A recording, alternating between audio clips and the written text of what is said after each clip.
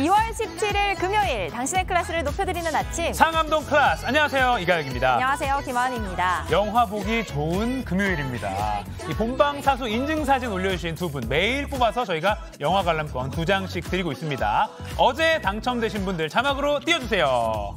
자, 출근 시간 바뀐 김에 뉴스로 아침을 시작하기 좋아졌어요 라면서 뒤에 굳이 김하은 아나운서님 웃는 거 너무 상큼하시다라고 덧붙여주신 원데이지님 고맙습니다. 고맙습니다. 제 웃음은 상큼하지 않나요? 왜 굳이라고 하셨죠? 네, 별로 제가 상큼하다고 생각 안 해서 하니까. 이어서 네. 아침인데 김하은 아나운서님 미모 실화인가요? 네. 두 MC 덕분에 아주 유익한 아침이었습니다. 라고 해주신 원더크레용님 정말 고맙습니다. 요거 방금 제가 뽑은 사연이기 때문에 네, 하은 앵커 본인 입으로 본인이 칭찬 읽었지만 제가 뽑았습니다. 여러분 오늘도 1시간 생방송 보시다가 어느 장면에서든 TV 화면 사진 찍어서 여러분의 페이스북이나 인스타그램에 올려주시면 됩니다. 네, 올려주실 때 해시태그 샵 JTBC 샵 상암동 클래스 달아주시면 저희가 추첨을 해서 당첨 사실 댓글이나 메시지로 전해드리니까요. 사진 많이 올려주세요. 네, 오늘도 알차게 준비한 게 많습니다. 날씨부터 챙겨보겠습니다. 김민재 기상캐스터. 아, 주말에 또 비 소식이 있더라고요. 주말 내내 오는 건가요? 네, 오늘 낮부터 비구름대가 두터워지겠습니다. 남부지방을 시작으로 주말 내내 전국에 비가 내리겠는데요. 내일부터 비가 시작되는 중서부 지역은 오늘 중으로 미세먼지 농도도 높아질 것으로 보입니다. 비구름대는 내일까지 호남과 경남, 제주에 5에서 30mm, 서울을 포함한 중부지방에는 내일까지 5mm 미만의 약한 비를 뿌리겠고요. 강원 내륙과 산지는 내일 눈으로 바뀌어 내리는 곳도 있겠습니다. 대기가 정체되면서 미세먼지 농도도 높겠습니다. 수도권과 충청은 초미세먼지 농도 나쁨 수준 예상되고요. 강원 영서와 대구, 경북은 밤에 일시적으로 공기가 탁하겠습니다.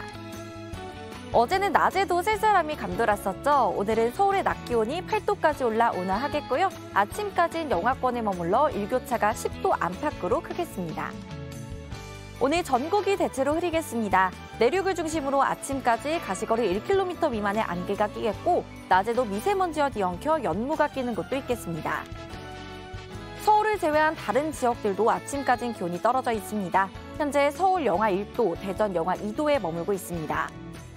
한낮에는 따뜻한 남서풍의 유입으로 대전 10도, 광주, 부산 12도 등 평년 기온을 웃돌겠습니다.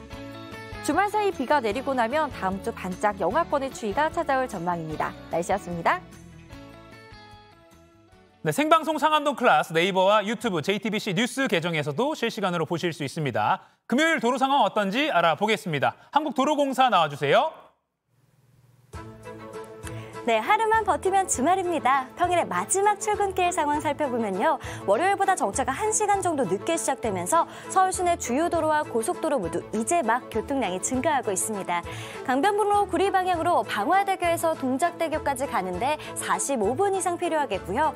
올림픽대로 하남 쪽으로는 행주대교 주변으로 특히 힘겨웠다가 다시 여의도 주변에서 속도를 줄이는데 한남대교 일대는 특히 반대 공항 방향으로 힘겹습니다. 이 정체가 잠실대교부터 시작되는데 잠실대교에서 한남대교 지나는 데는 40분 정도 필요하고요. 경부선 역시 양방향 시구간 중심의 정체인데 특히 서울 쪽 양재부터 반포까지 정체가 깁니다. 용인서울선 서울 방향으로는 서수지 요금소에서 서분당 나들목까지 가다서다 반복하겠고요. 분당 수서로는 청담대교 방향으로 오늘도 역시나 수서 나들목 진입이 어렵습니다.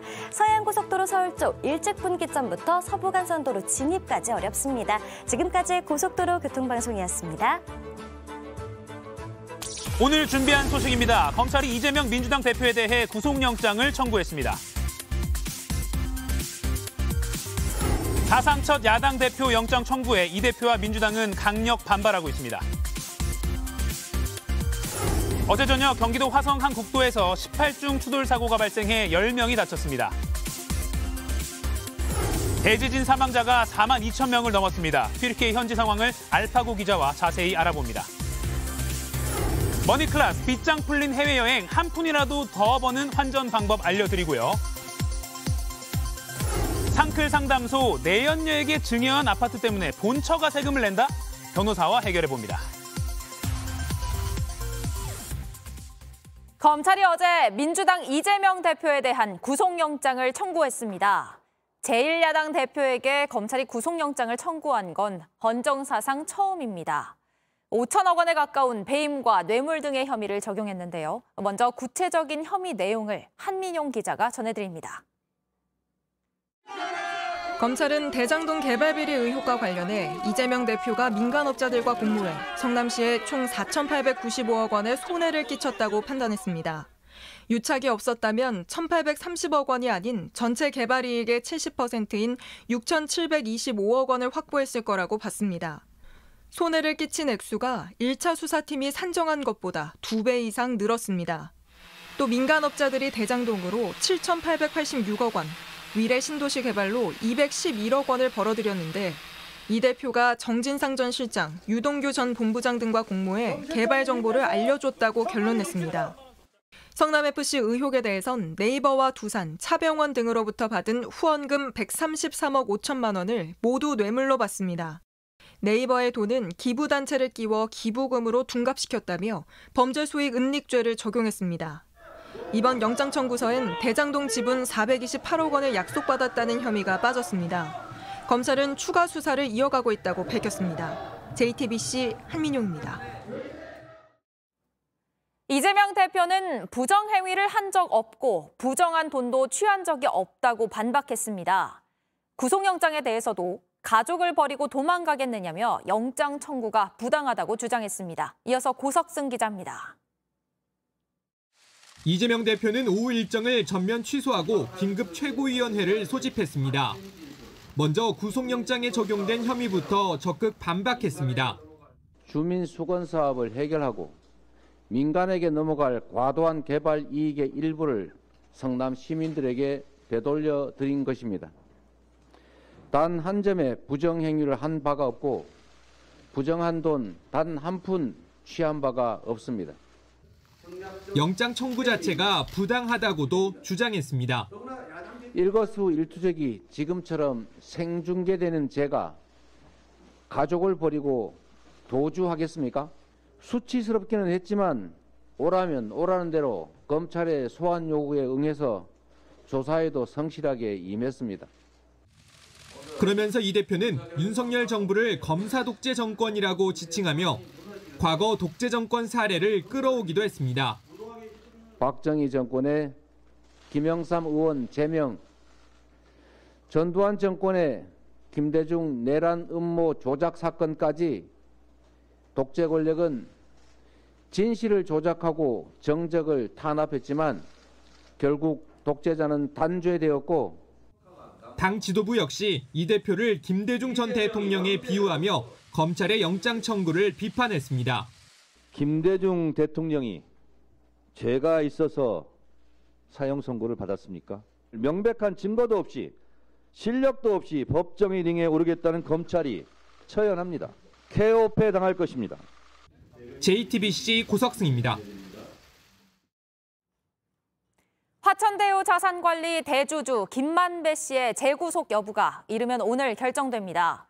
서울중앙지법원은 오늘 오전 11시 범죄 수익을 은닉한 혐의를 받는 김만배 씨에 대한 구속영장 심사를 진행합니다. 검찰은 김 씨가 2021년 10월에서 지난해 11월 사이 340억 원 상당의 대장동 사업 관련 범죄 수익을 수표로 인출해 차명 오피스텔과 대여 금고에 은닉한 것으로 보고 지난 14일 구속영장을 청구했습니다. 김 씨는 대장동 개발 특혜 사건과 관련해 2021년 11월 구속 기소됐다가 1년 만인 지난해 11월 구속기간 만료로 석방돼 불구속 재판을 받아왔습니다. 경기도 화성의 한 국도에서 18중 추돌 사고가 발생해 10명이 다쳤습니다. 실종된 초등학생을 유인해 데리고 있던 50대 남성에겐 구속영장이 신청됐습니다. 사건 사고 소식 신진 기자가 보도합니다. 어제 오후 7시 경기도 화성시의 한 국도. 서행하는 차량 뒤에서 무언가 달려옵니다. 4.5톤 화물차입니다. 화물차는 그대로 승용차를 긁고 지나가더니 차선을 이탈해 질주합니다. 그러면서 잇따라 차량 여러 대를 들이받았고 18중 추돌 사고로 이어졌습니다. 이 사고로 10명이 다쳐 병원으로 옮겨졌습니다. 경찰은 20대 화물차 운전자 A씨를 상대로 구체적인 사고 원인을 조사 중입니다. A씨는 운전을 하던 중 두통이 왔고 갑자기 의식을 잃었다고 진술한 것으로 알려졌습니다. 실종된 11살 A양을 유인한 56살 김모 씨에 대해 경찰이 실종아동법 위반 혐의로 구속영장을 신청했습니다. A양은 지난 10일 혼자 버스를 타고 춘천에서 서울로 이동한 뒤 행적이 끊겼고 실종 신고가 접수됐습니다. 김 씨는 소셜 네트워크 서비스를 통해 A양에게 접근해 유인한 뒤 자신이 머물고 있는 충주의 한 공장 건물에 닷새간 데리고 있었던 것으로 드러났습니다. JTBC 신진입니다. 튀르키예와 시리아를 강타한 지진으로 숨진 사망자가 4만 2천 명을 넘었습니다. 하루 전보다 700여 명 늘어난 것으로 이전과 비교해 사망자 증가세는 둔화하고 있습니다. 17살 소녀가 매몰된 지 248시간 만에 구조되는 등 뜸하게 구조 소식이 이어지고 있지만 아직 많은 이재민이 가족들을 애타게 기다리고 있습니다. 이런 가운데 진앙에서 가까운 인구 4만 명 한 도시에서는 1만 명이 넘는 사망자가 나왔습니다. 무덤을 밟지 않으면 지나갈 수 없을 정도로 도시 자체가 거대한 공동묘지가 됐습니다. 현지에서 김민관 기자가 취재했습니다. 한 여성이 남편의 시신이 묻힌 흙을 움켜쥐며 오열합니다.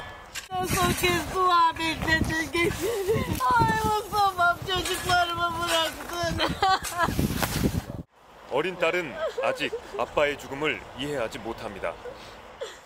혼자 살아남은 아버지는 부인과 아들, 딸을 직접 묻었습니다. 일주일 만에 가족을 만났지만 이미 목숨을 잃은 뒤였습니다. 주민들은 무덤을 떠나지 못합니다. Yani son kez olsun görmek, sarılmak isterdim. Gülüşünü özledim, beraber geçirdiğimiz zamanları özledim. Gittim depremin altındayken ama duyamadık sesini. 인구 4만 명의 작은 마을 누르다이에선 지진으로 1만 명이 넘는 주민이 숨졌습니다. 공동묘지는 이미 꽉 찼습니다. 더는 묻을 곳이 없자 무덤과 무덤 사이 사람들이 다녀야 하는 길마저 무덤으로 변합니다. 무덤을 밟지 않으면 지나갈 수 없을 정도로 시신이 밀려드는 겁니다. 하지만 여전히 많은 실종자가 잔해 아래 깔려 있습니다. 시간이 갈수록 도시 전체가 거대한 묘지로 변할 거란 우려가 나옵니다. 누르다이는 마을 전체가 완전히 무너져 버렸습니다. 주민들은 사랑하는 가족과 친구, 연인을 잃었습니다. 살아남은 이들은 슬픔 속에서 힘겹게 하루하루를 버티고 있습니다. JTBC 김민관입니다.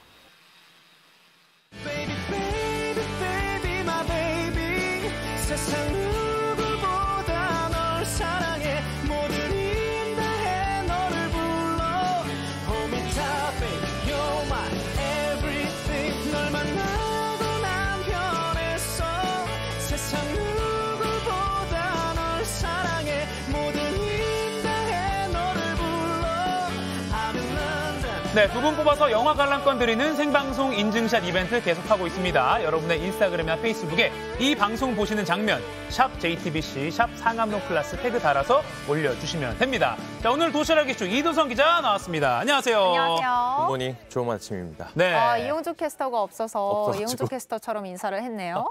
네, 도시락 열어주시죠. 네, 바로 갈까요? 항상 이 부분이 좀 썰렁해요. 급하게 바로 보완을 하시네요. 하도록 하겠습니다. 알겠습니다. 뒤집겠습니다. 하나, 둘, 셋. 빠밤. 하늘에서 벽돌이인데요. 이게 말 그대로 하늘에서 벽돌이 날아들었습니다. 이게 어떻게 된 일인지 두 개가 연달아서 떨어졌는데요. 웬 날벼락인가 싶은데 사진 먼저 보여드리겠습니다. 네. 지금 보면 가게 앞에 저 실외기 뭔가 쌓여있는데 저게 부서졌죠? 네. 벽돌에 맞아서 망가진 거예요. 아이고. 사람들이 다니는 길 위로도 벽돌이 떨어졌습니다. 근데 이 벽돌 2kg짜리였대요. 이 가게 주인도 맞을 뻔했다고 하는데 아이고. 정말 큰일 날 뻔했습니다. 인터뷰 보시죠. 네. 네, 위에서 제 바로 옆으로 한 30cm 안쪽으로 벽돌이 한 개 더 떨어졌어요. 아무 소리가 안 나는데도 혼자 막 깜짝깜짝 놀란다거나 붕층 건물 되는 건물들 주변에 못 가고 있어요. 아니, 그 벽돌이 주변에 공사장이 있었던 건가요? 뭔가요? 그런 게 아니라 던진 사람이 있었습니다. 실수나 사고가 아니었고요. 초등학생 2명이 저지른 일인데요. 영상 한번 보시죠. 이게 5층짜리 건물 옥상입니다. 네. 한 명이 뭔가 먼저 보셨어요? 아이고. 던져요. 밖으로 던져요. 근데 이게 벽돌이었습니다. 그리고 잠시 뒤에 다른 아이도 똑같이 따라하면서 벽에 떨어지니까 저거 주워서 다시 한번 저 밖으로 저렇게 던졌습니다. 저 벽돌에 사람이 맞을 뻔했던 겁니다. 아이고. 아니 2kg짜리를 5층에서 던지면 사실 이게 무게가 높이 때문에 더 무거워지잖아요. 그럼요. 인명피해로 이어질 뻔해서 어쩔 만약에 뻔했어요. 사람이 맞았다면 아니면은 다른 물건이라도 크게 맞았다면 목숨을 잃었을 수도 있을 것 같아요. 큰 네네. 일이 났었겠죠.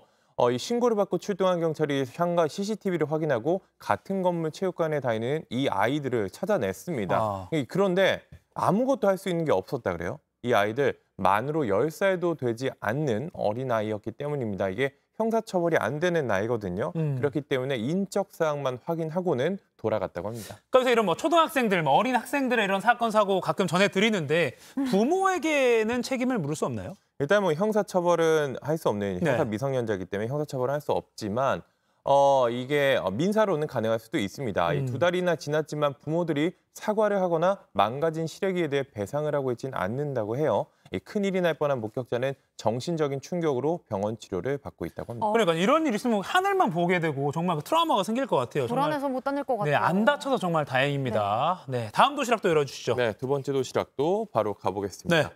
뒤집겠습니다. 하나, 둘, 셋. 빠밤. 네, 나무 심기. 이게 나무 심기. 웬 나무? 식목일도 아닌데 네. 나무 심기. 이게 SM 엔터테인먼트를 둘러싸고 현 경영진과 카카오 그리고 이수만 대주주죠. 이수만 씨와 이 하이브로 나뉜 경영권 전쟁이 치열하게 요새 난리죠. 난리가 났습니다. 어제는 SM 이성수 대표가 폭로에 나섰는데요. 영상 먼저 보시죠. SM에서 나올 모든 주요한 곡들에는 나무 심기, 서스테이너빌리티를 투영하기를 지시했습니다. 가사 일부에는 K-팝과는 어울리지 않는 단어들이 중간중간 들어가 있었으며 에스파 멤버들은 속상해서 울컥하기도 하였습니다. 네, 이렇게 어울리지 않는 가사를 넣으라고 지시를 했고 또 이 때문에 그룹 에스파의 컴백이 늦어졌다고도 했습니다. 또 전에 사용하던 이수만 선생님이라고 했었는데 이제는 이수만이라고 칭호도 뺐습니다.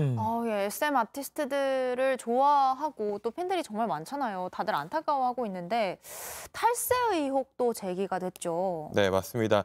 이수만 씨가 이 홍콩에 개인 회사를 설립하고 이른바 통행세를 받았다는 취지인데요. 네. 해외 음반사와 정산하기 전에 수익의 6%를 떼갔다는 겁니다. 이성수 대표는 이게 역외 탈세가 아닌가 하는 의문이 든다라고 제기를 했고요. 국세청도 사실관계 파악에 나섰습니다. 점입 가경입니다. 물론 뭐 탈세 이런 게 있으면 밝혀져야겠지만요. 부동산 사업권 관련 의혹도 제기가 됐더라고요. 이수만 씨의 입장은 나왔나요? 일단 측근들을 통해서 여러 매체에게 뜻을 전했는데요. 네. 사실과 다르다. 이성수 대표 착한 처조카인데 마음이 아프다면서도 구체적인 대응은 하지 않았습니다. 네. 양측이 치열하게 싸우면서 SM 주가도 치솟고 있는데요. 하이브 공개 매수 가격인 주당 12만 원을 훌쩍 넘어서 어제 13만 1,900원에 마감했습니다. 그 다음 주에 주주총회가 있다고 하는데 이때도 좀 뭔가 치열할 것 같고요. 다음 달입니다. 다음 달에? 달에. 그리고 양측의 분쟁이 계속 되는데 중요한 건요. 팬, 아티스트 피해가 없어야 될 것 같습니다. 네, 맞습니다. 다음 도시락 또 보여주시죠. 네, 세 번째 도시락 바로 보여드리겠습니다. 가겠습니다. 하나, 둘, 셋. 빠밤. 빛 좋은 게살구. 네, 말다운편에 들어가 있죠. 이게 항공사 마일리지 관련 소식입니다. 항공사 마일리지 뭐 저도 많이 쌓였는데 이 대한항공이 오는 4월부터 마일리지 제도를 개편하는데요. 항공권은 거리 기준으로 마일리지를 이제 차감하고 사용처도 늘리겠다고는 했는데 이게 뭐 혜택 취소다. 혜택 축소다, 그리고 소비자들의 불리하다 이런 불만들이 나오고 있습니다. 근데 사실 마일리지를 쓰고 싶어도 쓸 맞아요. 일이 별로 없지 않아요? 복잡하기도 하고요. 그쵸? 맞아요. 저도 이제 확인해봤어요. 제가 얼마나 쌓였나. 제가 2014년 8월부터 7만 2천 포인트를 넘게 쌓았어요. 쓴 적이 없으니까 계속 쌓기만 한 거죠. 10년 동안. 근데 이게 뭐 항공권을 끊자니 뭐 제가 가려는 날짜는 예매가 잘 안 되더라고요. 이 마일리지가 적용되는 좌석이 전체의 한 5% 정도밖에 되지 않는다고 합니다. 불만이 커지니까 원희룡 국토교통부 장관이 나섰습니다. 이 소셜미디어에 빛 좋은 개살구 이런 속담이 있잖아요. 이런 표현을 써가면서 이게 직접 소셜미디어에 쓰면서 비판을 했습니다. 이게 역대급 실적을 내고도 고객은 뒷전이라고 했더라고요. 네네. 이게 어제 이제 대한항공이 이걸 보고 나서 그랬는지 급히 대책을 마련했습니다. 보너스 좌석 비중도 늘리고 특별기 운항도 검토하겠다라고 했는데요. 근데 이것도 이제 현재 마일리지 보유자들이 개편 전에 좀 더 살 수 있게 한다 이런 취지라서요. 개편 이후 계획은 없다고 합니다. 누구를 위한 개편입니까?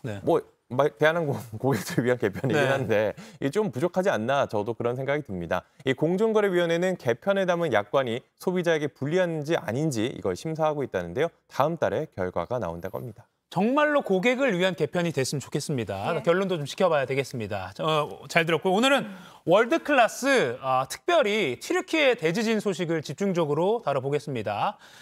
지난 6일에 새벽에 튀르키예에서 규모 7.8 강진이 발생했고 오늘로 12일째입니다. 네, 이 기적의 구조 소식, 또 이재민의 고통, 많은 보도가 쏟아지고 있는데요. 자세하게 상황을 파악해보는 차원에서 오늘 한국에서 활동하는 튀르키예 출신 언론인 알파고 시나시 씨를 모셨습니다. 안녕하세요. 네, 안녕하세요. 사실 이게 안녕하세요라는 일사를 드리기가 좀 죄송스러울 정도로 상황이 연일 심각하고 아까 뭐 김민경 기자 리포트도 보셨을 텐데 또 조금 전에 들어온 소식을 보니까 그 시리아 튀르키예 국경지대 쪽에서 또 여진이 강하게 발생했다는 이런 소식도 들어오고 있습니다. 아마 알파고 씨도 이제 현지에 뭐 친구, 가족 다 있으실 텐데 지금 그분들이 가장 우려하는 부분은 뭔가요? 이제 여진이 이제 어느 정도 높아야지 한국까지 소식이 오는데 사실 여진이 매일매일 있어요. 이제 너무 높아야지 보도가 되거든요. 국제 언론에서. 그래서 지금 거기서 한국 구조대나 아니면 한국 언론인들의 번역을 하는 사람들 중에서 몇 명이 제 후배예요. 이제 걔네들한테 이제 제가 중간중간 연락을 하는데 이제 선배 가끔씩 아침에 또 지진 때문에 우리는 일어나야 참이게요. 근데 우리는 여기서 돌아다니면서 이 무너진 건물들을 보니까 자칫 잘못하면 우리도 여기서 죽는 거 아닌가. 라는 이런 좀 그분들 지진을 겪지도 않았지만 여진을 이제 겪은 사람으로서도 그 사람들의 심리가 지금 안 좋아요. 하여튼 지금 제 지인들 원래 거기서 사는 지인들이 다행히도 이제 큰 피해를 보지 않고서 다 탈출했어요. 그래서 지금 제 직접 지인들이 피해를 보지 않지만 이제 뭐라고 해야 되나 지금 숫자는 공식적인 숫자는 4만 명이잖아요. 그 엄청난 큰 숫자예요. 지금 또 거기서 전염병이 확산될까 봐 우려가 너무 크고. 왜냐면 화장실 문제가 있거든요. 화장실이 없어요. 바로 그 부분인데 지금 그러니까 좀 충격적이게 큰 여진이 나야 한국이나 뭐 국제사회에 보도가 되지 사실 그곳은 거의 매일 매시간 여진이 일어난다 이런 말씀도 해주셨고 근데 이제 국제사회가 우려하는 게 2차 피해입니다. 지금 아까 말씀하신 대로 뭐 화장실 문제 그러다 보면 또 전염병이 들 수도 있고요. 그래서 2차 피해 뭐 의식주를 떠나서 어떤 상황인가요? 심각한 상황인가요? 자, 일단은 지금은 초기에는 좀 약간 대응이 미흡을 했지만 이제 최근에 와서 이제 좀 웬만한큼 지역에다가 이제 정부하고 정부 지휘하에 있는 이제 기구들도 다 갔고 아니면 이제 시민단체들도 다 갔어요. 그러다 보니까 이제 거기서 이제 텐트들 좀 약간 깔아주고 이재민들의 이제 숙박 문제를 좀 약간 극복하고 다음에 이제 급식 문제도 이제 극복이 됐는데 문제가 뭐냐면 아직도 충분히 텐트가 간 상황이 아니에요. 왜냐하면 갑자기 노숙자가 돼버린 사람이 몇십만 명이거든요. 너무 많죠. 그러다 보니까 지금 그 텐트들 안에는 원래 텐트당 한 가구로 해야 되는데 텐트당 적어도 2가구, 3가구예요. 자 그렇게 텐트 안에서 좀 약간 좁게 생활하다 보니까 그리고 또 탈출하는 과정에서 아니면 구호되는 과정에서 크게 작게 이렇게 다치신 분들도 있을 텐데 이제 이런 것들을 다 합치다 보니까 이 환경 속에서 전염병이 이제 탄생하고 그 전염병이 확산되는 거 아니냐는 우려가 지금 국제 단체들도 그런 우려를 하고 있고 국내에 있는 이제 위생 관리처들도 그런 우려를 하고 있어요. 또 뿐만이 아니라 지금 치안 상황도 상당히 걱정입니다. 현지 소식에 따르면 이제 약탈이나 총격전까지 벌어지고 있다고 하는데 지금 좀 어떤가요? 그거 좀 약간 가라앉았어요. 그 처음에는 좀 약간 심각했었고 이제 아시다시피 무너진 건물들은 너무 많고 그 이제 현지에서 이제 군인들이 구조 활동을 해야 된 것인지 아니면 사람들을 관리해야 되는 것인지 아니면 치안을 해야 되는 것인지가 다 뭐라고 해야 되나 사람들의 맹목이 없기 때문에 치안 문제가 더 좋고 사실은 애초에 약탈하신 분들이 이틀이나 3일 동안 단체들 안 오니까 시민 단체들이 아니면 구조대들 안 오니까 이제 본인이 스스로 구조하거나 아니면 누구에 의해서 구조됐는데 근데 아기는 밥을 줘야 되는데 가게들 없어요.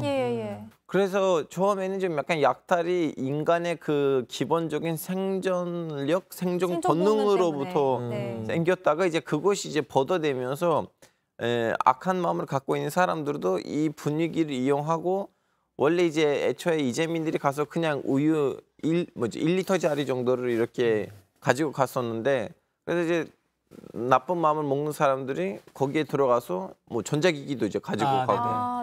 이제 다음에 이제 국민들도 이걸 막고 싶은데 경찰이 없고 군인도 없다 보니까 이런 것들 영상을 찍고 인터넷에 올렸어요. 애들아 지금 약탈할 때 이걸 약탈하는 거 아니지. 근데 그 영상들이 이제 인터넷에서 확산되다 보니까 어떻게 보면 악순환인데 그걸 보는 사람들이 이번에도 분노를 갖게 돼요. 지금 지진인데 사람들이 다 자기 힘을 모아서 여기 있는 이재민들한테 도와줘야 되는데 이 사람들을 뭐하냐라고 해서 또 그 약탈이 현상에 대한 어마어마하게 분노가 생겨서 이번에는 그냥 외부인으로 보이면 이 사람도 약탈하러 온 거 아니야라고 해서 또 폭행을 하고 서로를 의심하고 이렇게 되는 상황이 좀 발생했군요. 그러다 보니까 원래 약탈하려고 오는 사람도 아니고 자기 치인에 도와주려고 아니면 자기 친척이 거기서 이제 구조하려고 왔는데 그 사람도 폭행당하고 오인 받아가지고 좀 악순환이 있었군요. 그래서 거기서 이제 치안이 좀 약간 당분간 좀 약간 망했는데 지금 다시 좀 약간 원상복귀 됐다고 하더라고요. 그나마 다행입니다. 또 한 가지 좀 팩트 체크가 필요한 사안이 그 지진 현장에서 구조된 아기들을 누군가 유괴를 한다, 훔쳐간다 이런 보도도 있긴 하더라고요. 사실은 99년 때는 안 좋은 안 좋은 주옥들이라고 해야 되죠. 주옥 안 좋은 기억이라고 합시다. 안 좋은 기억들이 있었거든요. 99년에 튀르키예에서도 너무 큰 지진 한 번 있었고 그때 2만 명이 죽었었는데 그때 아기들이 좀 약간 납치됐어요. 안타깝게도. 그러다 보니까 이제 다시 한번 전쟁이 지진이 터지자마자 사람들이 잠깐만 99년 때 있었던 그거 다시 일어나면 안 된다고 해서 언론에 많이 보도돼가지고 여성가정부는 철저히 그걸 이제 막기로 했어요. 아기들의 납치를. 그래서 어떻게 됐냐면요. 병원에다가 어떤 사람이 와서 애 나의 아기예요 주세요 하면 무조건 DNA 검사를 하고 DNA 검사 결과가 맞으면 주고 안 맞으면 안 주고 그리고 현지에 있는 구조대원들한테도 다 오더가 내려온 상황이에요. 혹시나 어떤 아동을 12세 이하로 보이는 아기를 구조를 하게 되시면 누가 와서 친척이라고 해도 주지 마시고 일단은 여성가정부에다가 갖다 주세요. 99년도의 사례가 조금 지금 약간 뒤늦게 나오는 약간 좀 팩트가 아닌 부분도 있는 거군요. 시간이 많지 않기 때문에 조금 빠르게 진행하겠습니다. 이도선 기자. 저희 취재진도 이제 현지에 가 있는데 구호품들이 이제 쏙쏙 오고 있다고 하더라고요. 그런데도 뭐 이재민들 하루에 한 끼 뭐 먹는다 이런 말도 있어가지고 지금 가장 필요한 뭐 구호 물품은 뭐가 있을까요? 안 그래도 텐트예요. 좀 약간 조립하다가 뺐다 껴올 수 있는 그런 좀 약간 임시집들 있잖아요. 이거 좀 약간 많이 갔으면 좋겠어요. 지금은 하여튼 뭐 텐트하고 담요. 텐트하고 담요. 식량은 그나마 텐트 담요에 비해서는 우선순위에서는 식량 문제가 어느 정도 극복된 것 같아요. 텐트와 담요가 제일 필요하다. 그리고 화장실. 화장실까지. 제 주변에도 개인적으로 성금이나 구호품을 보내려는 분들도 많이 있는데 문제가 예상치 못한 우리 한국 분들이 보냈는데 이런 문제가 있다고 하는데 영상으로 준비가 돼 있거든요. 잠깐 그 영상 보고 대화 나누겠습니다. 보여주시죠. 구호 물품을 튀르키예로 직송하는 인천 중구의 물류센터. 매일 50톤에 이르는 구호 물품이 도착합니다. 여기서 4톤가량은 버려야 합니다. 쓰다만 학용품부터 못 쓰게 된 생활용품까지 사실상 버리는 물건들을 보낸 사례도 많습니다. 너무 심한 제품들이 많이 왔더라고요. 입던 뭐 속옷, 빨간색 하일. 그러니까 좋은 뜻으로 보내긴 하는데 좀 쓸모없는 물건이나 조금 더 불량 상태인 그런 물건을 보내는 경우가 있어서 성금이나 구호품 보낼 때 이런 건 좀 신경 썼으면 좋겠다. 그럼 조언을 좀 해주신다면요. 지금 여기서 인터뷰에서 나왔잖아요. 속옷 같은 거. 이제 사실은 옷들이 이제 소독을 해야 되는데 그래서 옷을 보낼 때는 이제 새 옷을 보내면 딱 봐도 이제 거기 이제 뭐라고 해야 되나 레이블이 있으니까 이건 새 옷이라고 해서 사람들이 소독을 안 하고 바로 갖다 줘도 됐는데 근데 중고품이면 그것도 세독을 해야 되는데 거기 있는 사람들 세독할 시간이 없어요. 그러면 소독이 왜 이렇게 중요한 거야? 이미 거기 지금 전염병 우려가 있는데 또 소독이 안 된 중고 옷이 오면 그 전염병 가능성을 더 자극시키거든요. 그래서 되도록 이제 구호품을 보내주고 싶으신 분들이 좀 약간 새품 보내주시면 더 감사해요. 가급적 새 걸로. 그리고 이번 지진이 사실 자연재해를 인간이 막기는 어렵지만 그래도 좀 대비가 좀 덜 되지 않았냐 이런 비판도 좀 나오고 있더라고요. 진짜 이런 비판이 나올 만도 한 게 지금 그래픽을 같이 좀 보실게요. 그러면 이 튀르키예에서 지진이 규모 한 6에서 7 정도 되는 지진이 그동안도 있었고 또 2020년에만 200명 넘게 지진으로 숨진 사례가 있어요. 수천 명이 다치기도 했고요. 근데 실제 현지에서 여론이 어때요? 왜 대비가 안 됐다고 보세요? 지진이 생소한 나라가 아닌데. 그러니까요. 일단은 언론이 통제된 상황이에요. 특히 지진 초기에는 이제 시민들이 국가가 어디 있었냐, 이거 국가냐라고 하면 바로 거기서 생방이 끊기고 그런 일들이 빈번하면서 일어났거든요. 이번 지진 때도요? 이번 지진 초기에는. 네네. 예를 들면 거기 이제 생방을 하고 있어요. 누구를 구조했는데 구조한 사람이 구조되면서 나라가 그동안 어디 있었냐 이렇게 이제 비난하는 소리 하잖아요. 그때 바로 생방이 끊겼어요. 이거 몇 개 있어요. 지금 인터넷에 들어가시면. 그래서 지진 초기에는 일단은 언론이 완전히 통제됐어요. 그리고 또 이제 쓴소리를 하는 앵커는 다음날 해고당했고 그러다 보니까 여론을 우리는 언론을 통해서 알 수가 없고 여론을 알려면 우리는 SNS를 확인해야 되는데 SNS에 있는 여론을 보면 상당히 정부를 향한 비판이 너무 크죠. 왜냐하면 일단은 군대가 너무 늦게 동원됐어요. 원래 애초에는 군대가 동원됐었어야 되는데 36시간 만에 동원됐거든요. 하루가 더 지나서. 생각해보세요. 군대 일하는 이렇게 질서가 너무 강한 집단이 애초에 됐었으면 지금보다 더 많은 사람이 아마 구조됐을 거라고 다들 보고 있어요. 참 이렇게 큰 피해 상황을 한 10분 정도 생방송으로 여쭙는다는 게 조금 어떻게 보면 부족한 시간인데 끝으로 지금 튀르키예 현지 상황에 대해서 좀 잘못 알려지고 있다거나 또는 꼭 이 부분을 좀 말하고 싶다라고 하시는 게 있다면 좀 방송을 통해서 말씀해 주시죠. 사실은 좀 약간 언론을 통해서 말하고 싶은 거 뭐냐면 우리 이제 튀르키예하고 한국은 좀 약간 그나마 관계가 있어서 제가 좀 이렇게 크게 보도됐잖아요. 사실은 세계 곳곳에서 지진들이 일어나고 있고요. 그래서 국제화되고 싶은 한국은 오직 이렇게 역사적인 인연이 있는 나라뿐만 아니고 이제 국제화되는 시기이다 보니까 그리고 한국이 이제 한류를 통해서 전 세계에다가 문을 열었는데 튀르키예에 관심 갖는 만큼 다른 나라들도 이렇게 미얀마에도 일어나고 있고 인도네시아도 일어나고 있고 불과 몇 주 전에도 파키스탄, 아프가니스탄에도 있고 남미, 칠레, 페루 쪽에도 있었거든요. 그래서 다른 나라들한테 크게 관심을 가지면 좋을 것 같아요. 알겠습니다.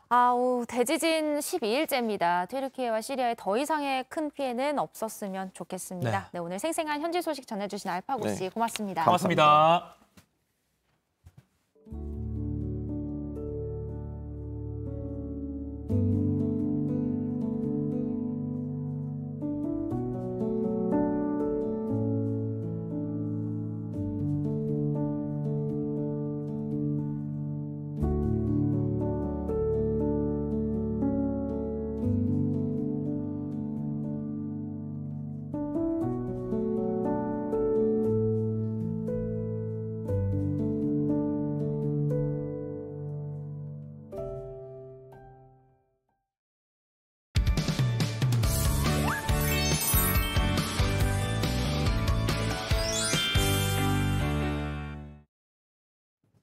지금 시각 8시 32분입니다. 저 같은 경알못, 경제를 잘 알지 못하는 사람을 위한 당장 내 돈이 되는 지식 머니클래스. 오늘의 키워드 먼저 보시죠.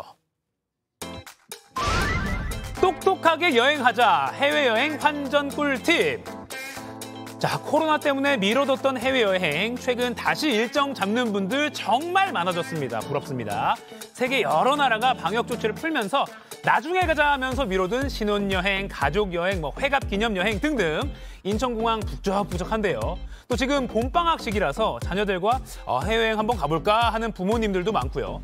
그래서 준비한 머니클래스, 환전 조금이라도 싸게 하는 꿀팁, 전문가와 함께 자세히 알아보겠습니다.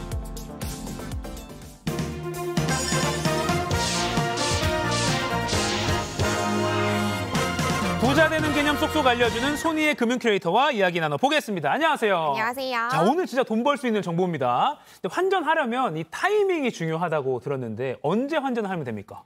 타이밍 진짜 중요하죠. 일단은 환전이 무엇인가 한번 짚을게요. 우리나라 돈이랑 다른 나라의 돈의 교환 비율을 우리가 환율이라고 하는데요.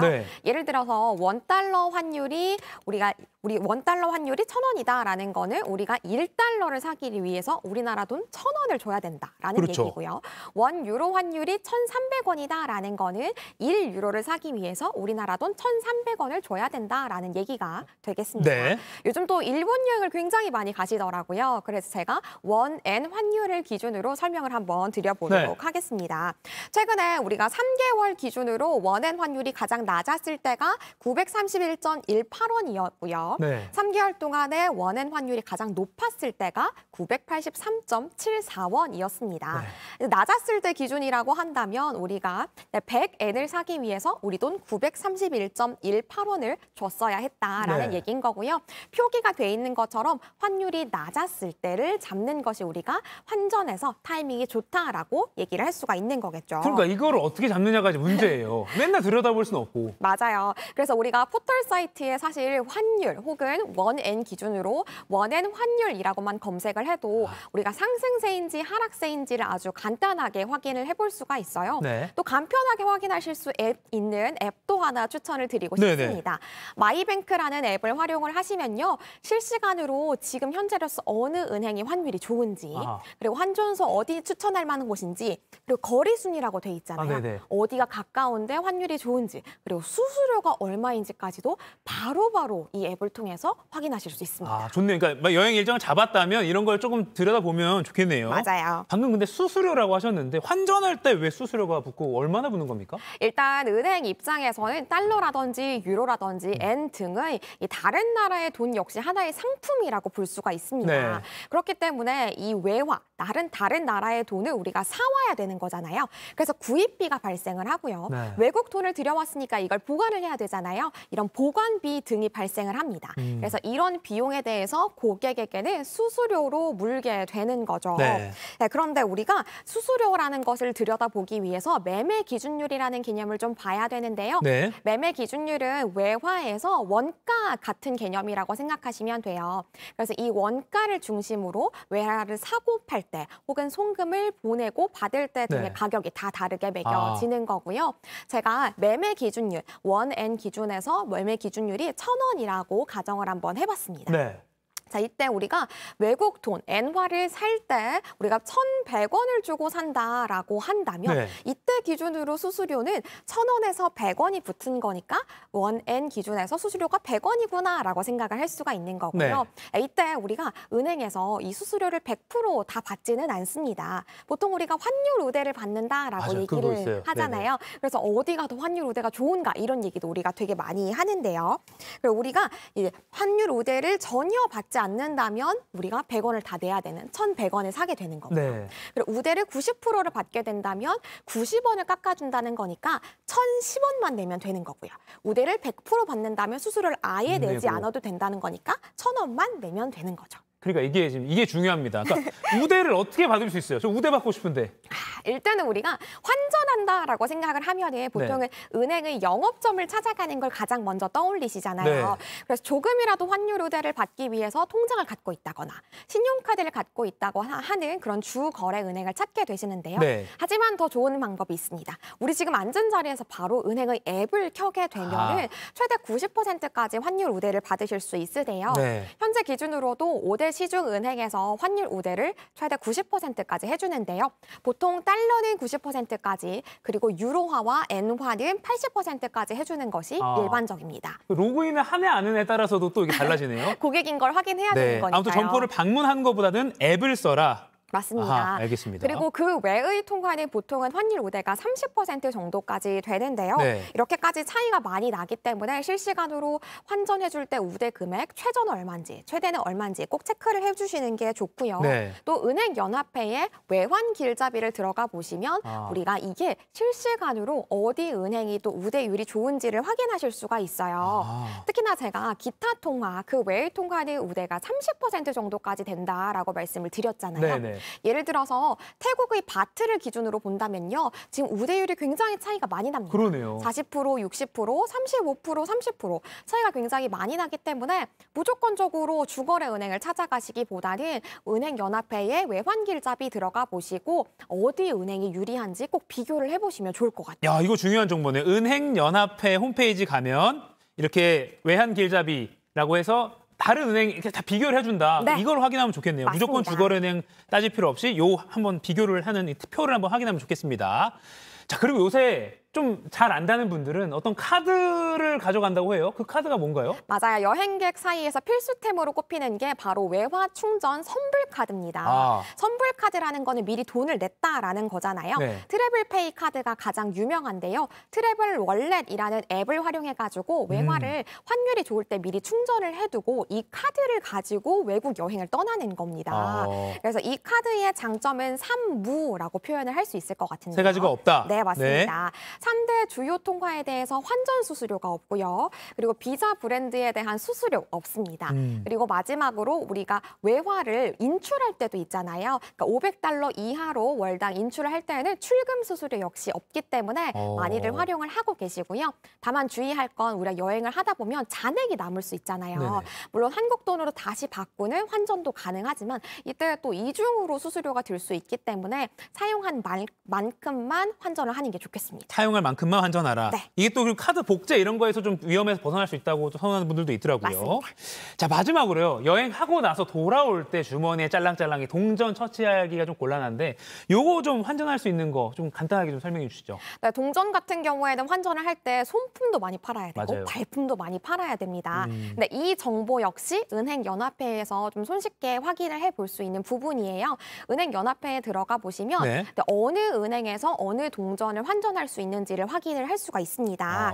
예를 들어서 일단 NH농협은행, 그리고 신한, 우리, 하나은행은 모든 영업점에서 동전 환전이 가능하고 IBK 기업은행과 KB국민은행 같은 경우에는 일부 영업점에서 환전이 가능하다라고 돼 있어요. 네. 근데 가능하다고 했지 모든 통화를 취급한다라는 건 또 아니잖아요. 그렇기 때문에 은행연합회에 확인하시면은 어느 은행에서 어느 통화 취급하는지 확인하실 수 있고요. 네. 그리고 마지막으로 요즘은 또 핀테크 업체들이 내모인 환전 키오스크가 따로 있습니다. 막 기계에 있어요. 맞아요. 마트 같은 데 있었어요. 보이시는 것처럼 이 키오스크에 우리가 외화 동전을 넣으면요. 그 당시 우리가 환전을 하는 시점으로 환율을 적용을 해서 우리 돈으로 현금으로 주기도 하고 또 포인트로 적립을 해서 현금처럼 사용하는 것 역시 가능합니다. 아까 저는 은행연합회 홈페이지를 잘 활용하라는 게 오늘 정말 키포인트 같습니다. 네, 오늘 손희의 금융 크리에이터와 이야기 나눠봤습니다. 고맙습니다. 감사합니다.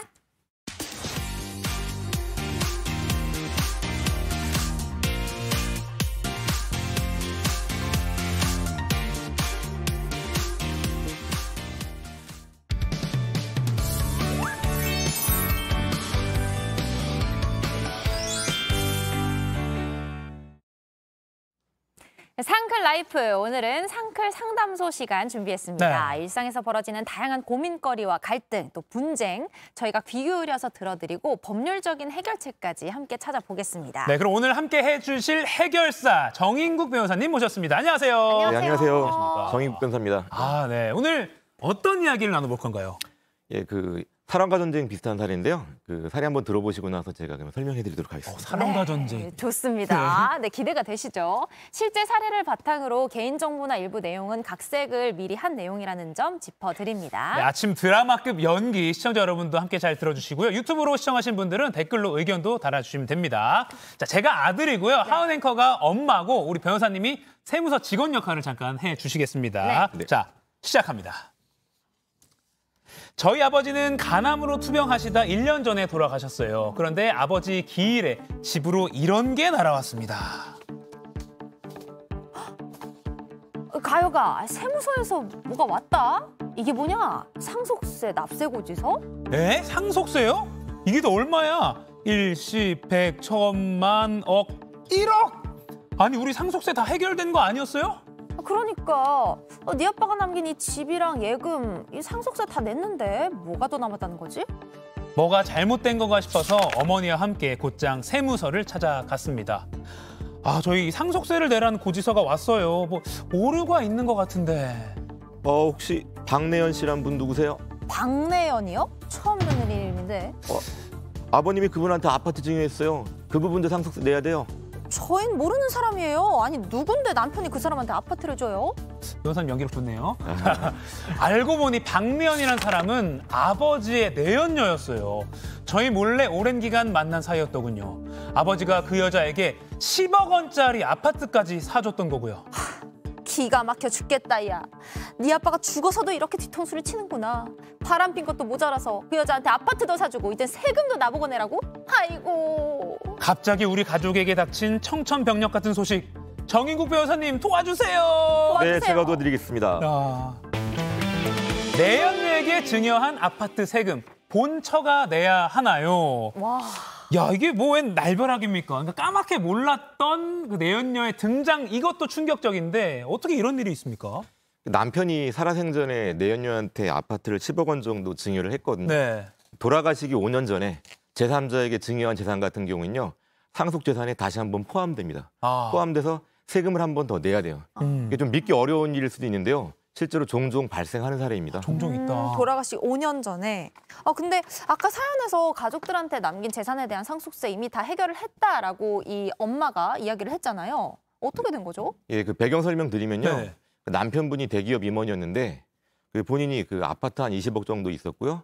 은행 예금이 한 2억 정도 있었어요. 네. 합치면 22억 정도죠. 예. 그런데 이게 가족들 같은 경우에는 배우자 공제라 그래가지고 꽤 많은 금액이 공제가 되고 또 같이 살던 아파트는 동거주택 상속공제 이런 게 있기 때문에 네. 실제로는 낼 돈이 거의 없어요. 22억 재산이면 공제되는 금액이 거의 20억이 넘거든요. 아하. 그렇기 때문에 실제 낸 금액은 한 1,000만 원, 2,000만 원밖에 안 됐을 거예요. 그러니까 처음에는 다행이라고 생각하셨을 거예요. 근데 이제 내연녀는 아파트를 받으면서 그 낸 돈이 하나도 없는 건가요? 그 내연녀가 아파트 증여받을 당시에 증여세를 냈겠죠. 아하. 근데 그 증여받은 재산이 10억 정도잖아요. 10억 정도면 좀 낮은 세율이 적용되거든요.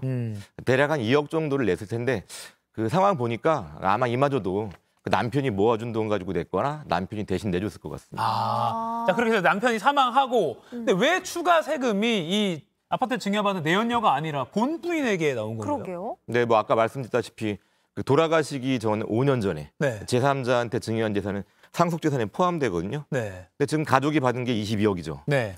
내연녀가 받은 게 10억이고요. 네네. 그럼 합치면 32억이 되잖아요. 네네. 그럼 32억이면 훨씬 높은 세율 적용되거든요. 네. 높은 세율 적용돼서 상속세를 한 번 내고 그리고 내연녀가 증여를 받은 재산이 있긴 한데 네. 증여받을 당시 10억 정도였죠. 네네. 그럼 10억은 낮은 세율이 적용되죠. 네. 그 차이만큼 세금을 한 번 더 내야 됩니다. 약간 좀 듣기에는 납득이 어렵다라고 생각하는 사람도 있을 것 같아요. 이런 법이 좀 황당하다고 생각되실 수도 있는데요. 네네.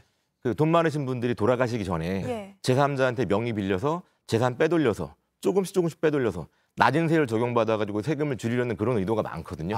이걸 방지하기 위해서 만든 제도입니다. 그러니까 증여 형식으로 재산 빼돌리는 걸 막으려고 약간 이렇게 나온 거군요. 근데 가족들 입장에서는 너무 억울할 수밖에 없는 상황이잖아요. 근데 죽은 남편도 이 상속세가 뭐 본부인한테 청구가 될 거라고는 생각을 못했을 수도 있고 뭘 잘못한 거라고 봐야 될까요? 예, 뭐 남편이 다 잘못했죠. 일단 바람 핀 것부터가. 그렇죠. 네. 결과론적인 얘기인데요. 그 남편이 내연녀를 챙겨주려면요. 그 생전 증여가 아니라 유증을 했어야 돼요. 유증? 예. 유증이란 건 뭐냐면 유언장에다가 누구누구한테도 내 재산을 증여하겠다. 이렇게 쓰는 거거든요. 네네. 이렇게 쓴 유증의 경우에는요. 유증 받은 사람의 경우에는 상속인들이랑 마찬가지로 상속세를 내야 됩니다. 네. 이 사건 같은 경우는 재산이 30억이 넘잖아요. 네. 근데 내연녀가 한 10억 정도 받았으니까 한 3분의 1 정도를 내연녀가 상속세를 내고 그렇게 정리가 됩니다. 근데 이 사건의 경우에는 유증을 안 하고 사전 증여, 생전 증여를 했기 때문에 생전에 낮은 세율로 2억 원 정도 증여세 내고 그리고 내연녀는 난 몰라요 그러는 거죠. 근데 유증을 하면 이제 가족들은 알게 되겠네요. 그렇죠. 네네. 그러니까 가족들 모르게 내연녀의 정체를 숨기기 위해서 하려고 하다가 이렇게 된 것 같아요. 예. 그렇다면 이 남편이 내연녀에게 준 10억 원의 아파트 자체를 그러니까 본처 가족이 돌려받을 수는 없어요? 어려울 것 같아요.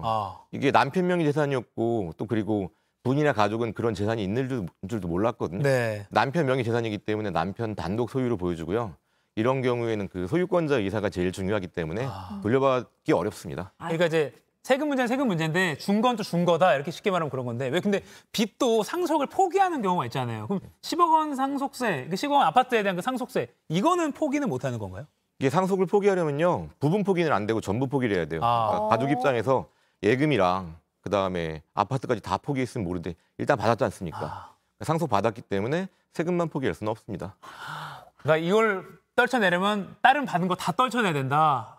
결국에는 억울해도 세금을 가족들이 낼 수밖에 없는 상황이잖아요. 근데 아내가 부담해야 하는 세금이 지금 얼마인 거예요?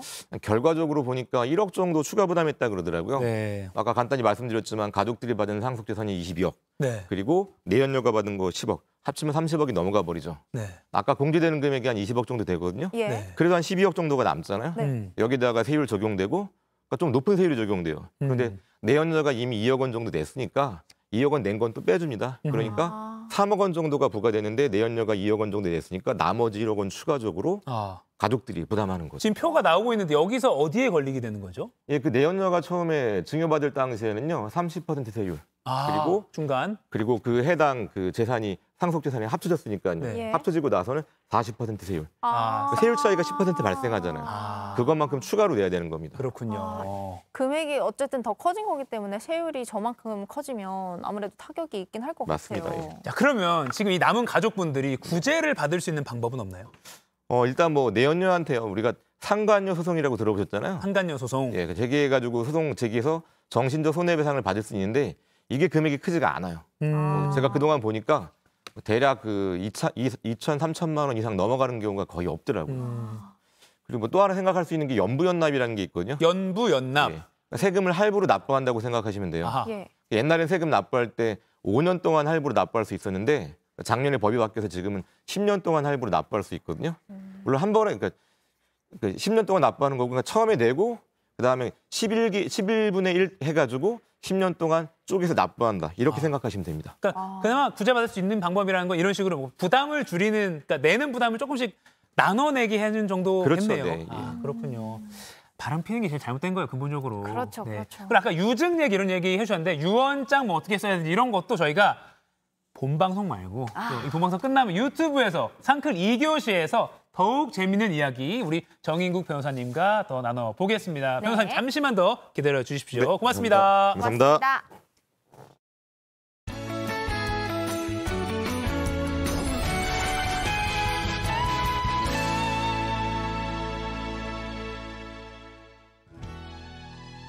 아침까지는 쌀쌀함이 감돌고 있습니다. 낮에는 기온이 올라 포근하겠지만 일교차가 10도 안팎으로 커서 체온 조절 잘해주셔야겠습니다. 오늘 낮부터 제주를 시작으로 주말 내내 전국에 비 소식 있습니다. 비구름대는 오늘부터 내일까지 호남과 경남, 제주에 5에서 30mm, 서울을 포함한 중부지방에는 내일 5mm 미만의 약한 비를 흩뿌리겠고요. 강원 내륙과 산지는 내일 눈으로 바뀌어 내리는 곳도 있겠습니다. 대기가 정체되면서 미세먼지 농도는 높겠습니다. 수도권과 충청은 초미세먼지 농도 나쁨 수준 예상되고요. 강원 영서와 대구, 경북은 밤에 일시적으로 공기가 탁하겠습니다. 오늘 전국이 대체로 흐리겠습니다. 내륙을 중심으로 아침까지 가시거리 1km 미만의 안개가 끼겠고 낮에도 연무가 끼는 곳 있겠습니다. 아침까지는 영하권에 머무는 곳도 많습니다. 현재 서울 영하 1도, 춘천 영하 5도에 머물고 있고요. 낮 기온은 따뜻한 남서풍의 유입으로 평년보다 2에서 5도가량 높겠습니다. 오늘 내리는 비는 주말 내내 오락가락 이어지겠고요. 비가 그친 후에는 다음 주 반짝 추위가 찾아올 전망입니다. 날씨였습니다. 네, 오늘 튀르키예 현지 상황 알파고 씨에게 자세히 들어봤는데요. 잘 수 있는 것도 부족하고 끼니도 제대로 챙겨 먹지 못할 만큼 현지 상황 여전히 좋지 않은 것 같습니다. 네, 구호물품을 비롯해서 좀 작은 도움이라도 보태고 싶으신 분들께서는 저희가 앞서 전해드린 내용 참고해서 도움 주시면 좋을 것 같습니다. 네, 오늘 아침 소식 들어보니까 걸그룹 뉴진스가요. 유엔 세계 식량 계획에 지진 피해 구호 활동에 써달라면서 2억 원을 기부했다는 소식도 들어와 있는데 또 뭐 BTS 멤버들, NCT 마크 뭐 이런 멤버들, 뭐 김연아 씨 이런 스타들의 선행도 박수 쳐드리고 싶습니다. 자, 아무쪼록 튀르키예와 시리아 더 큰 피해가 없었으면 좋겠습니다. 네, 월수금은 본방송 마치고 바로 유튜브에서 상클 2교시가 이어집니다. 네. 오늘 정인국 변호사와 이야기 좀 더 나눠볼 텐데요. 상속세와 증여세 차이는 뭔지. 헷갈려요. 네, 또 유언장 자필로 써야 할지 컴퓨터로 써도 되는지. 전혀 몰라요. 유언장 언젠가 써야 되니까 다 알고 있으면 좋겠죠. 궁금증 더 풀어보겠습니다. 네, 화면 우측에 나가는 QR코드 찍거나 유튜브 JTBC 뉴스 계정으로 직접 들어오시면 됩니다. 저희 본방송은 여기서 인사드릴게요. 오늘도 상클하세요. 2교시에서 만나요. 날개를 펴